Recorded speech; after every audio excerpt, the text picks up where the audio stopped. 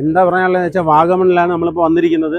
വാഗമണിലെ യാത്രയിൽ ട്രക്കിങ്, അതായത് അവർ ചോദിക്കുന്നത് 2500 രൂപയാണ്. 2000 രൂപയാണ് ജീപ്പിന്.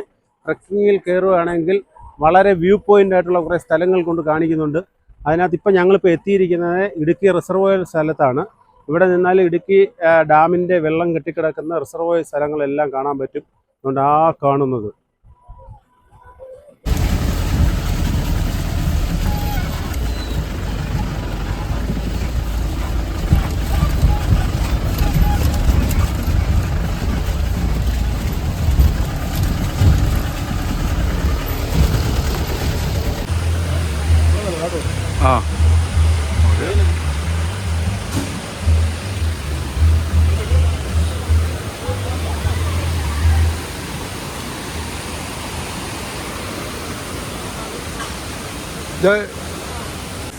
ഒടുവിൽ ഞങ്ങൾ യാത്രയിൽ ഇങ്ങനെ ടണലിലെത്തി.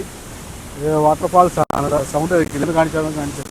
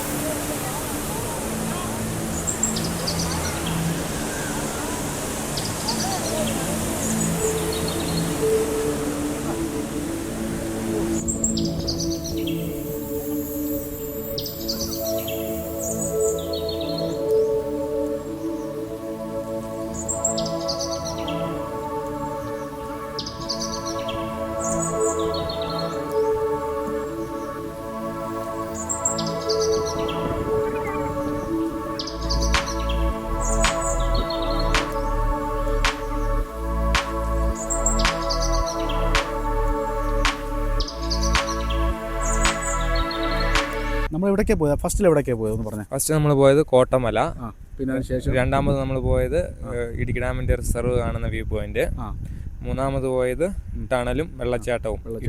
ഇടുക്കി ഡാമിലോട്ട് വെള്ളം തിരിച്ചുവിടാൻ വേണ്ടിയിട്ട് ചെയ്തേക്കുന്ന ടണല്, ജിയോബിന്റെ പുസ്തകമൊക്കെ ഷൂട്ട് ചെയ്ത ടണലാണ്.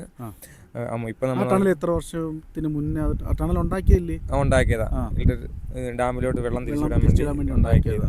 അതിപ്പോ ഒരു 45 വർഷം പഴക്കമുള്ള. ഇപ്പൊ നമ്മൾ വന്നേക്കുന്നത് കൈതപ്പതാൽ സൂസൈഡ് പോയിന്റ്.